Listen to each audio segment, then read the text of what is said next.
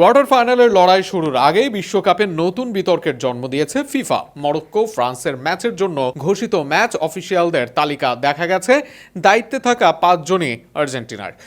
তো ভাই আমার কথা হচ্ছে কি যে ফ্রান্সের বিপক্ষে মানে ফ্রান্সকে হারানোর জন্য ফিফা 5টি আর্জেন্টিনার রেফারি কেন এখানে অ্যাপ্লাই করবে? ঠিক আছে, অন্য অন্য দেশেরও থাকবে, আর্জেন্টিনা থাকবে, জার্মানি থাকবে, মেক্সিকোর থাকবে, দেন অন্য অন্য যা যেসব দেশের রেফারিগুলো ভালো তাদেরকে দিক, ঠিক আছে।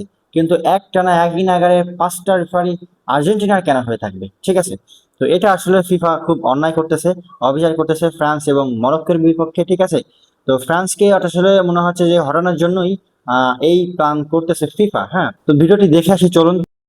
আর্জেন্টিনার পথের কাটা ফ্রান্সকে আগেই বিদায় করতে 5 জন আর্জেন্টিনার রেফারিকে ফ্রান্স ম্যাচে নিযুক্ত করা হয়েছে। ফিফা নিয়েছে এই নির্লজ্জ সিদ্ধান্ত, এমনটাই দাবি করেছে ফরাসি গণমাধ্যম।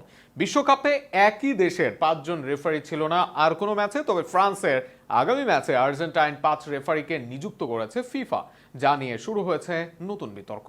আরো থাকছে কোয়ার্টার ফাইনালের এই কোয়ার্টার ম্যাচগুলো ফাইনালের কেন লড়াই হবে, শুরুর এমন আগেই এমন কেন বিশ্বকাপের হবে? নতুন বিতর্কের জন্ম দিয়েছে ফিফা। মরক্কো ফ্রান্সের ম্যাচের জন্য ঘোষিত ম্যাচ অফিসিয়ালদের তালিকা দেখা গেছে, দায়িত্বে থাকা 5 জনই আর্জেন্টিনার।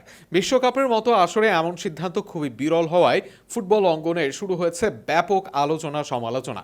বিশেষ করে ফরাসি সংবাদ মাধ্যমগুলো ফিফার এই সিদ্ধান্তের তীব্র নিন্দা জানিয়েছে। প্রভাবশালী ফরাসি গণমাধ্যম RMC স্পোর্ট ক্ষোভ প্রকাশ করে লিখেছে, ফিফার কোনো লজ্জা নেই। চলতি বিশ্বকাপে এটাই পুরো প্রথম ধুয়ে কোনো দিছে, ম্যাচ ঠিক আছে, পুরো যেখানে ধুয়ে দিছে মূল ফিফারে। রেফারি, 2 সহকারী রেফারি, চতুর্থ অফিসিয়াল এবং রিজার্ভ সহকারী 5 জনই একই দেশের।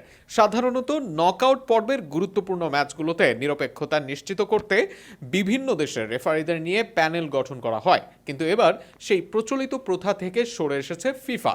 এই সিদ্ধান্তকে ঘিরে বিতর্ক আরও তীব্র হয়েছে মিশর আর্জেন্টিনা ম্যাচের ওপর।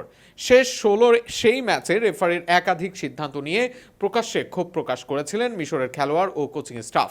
তাদের অভিযোগ, কয়েকটি গুরুত্বপূর্ণ সিদ্ধান্ত ম্যাচের গতিপথ বদলে দিয়েছে।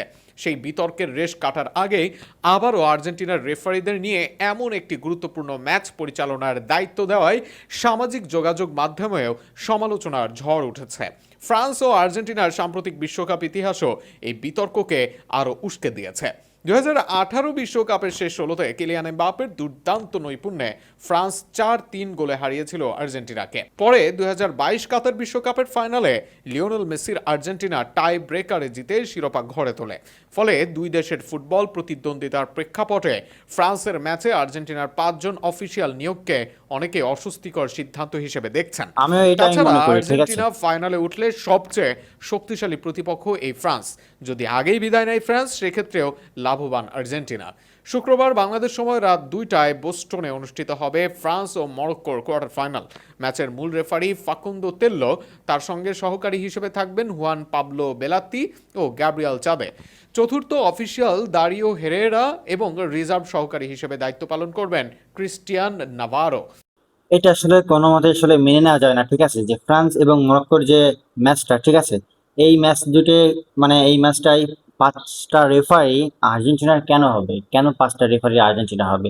এখানে ভাগ ভাগ করে দিক, আর্জেন্টিনার দুটো দিক, দেখা যাচ্ছে যে অন্য অন্য দেশের, আমেরিকার একটা দিক, ঠিক আছে, তারপরে জার্মানির একটা দিক, দেশের রেফারিগুলো খুব নাম করা এবং ওদের কাছে তো লিস্ট আছে। তো একটা না একই নাগারে, ঠিক আছে, 5টা রেফারি কেন দিবে?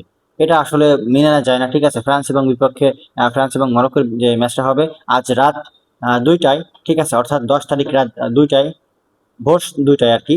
তো আজকে রাত্রে 2টায়, তো রাত আজকে 9 তারিখ, দেন 12টার পরে আছে 10 তারিখ পড়ছে। তো সেই তখনই খেলাটা অনুষ্ঠিত হবে 2টার সময়।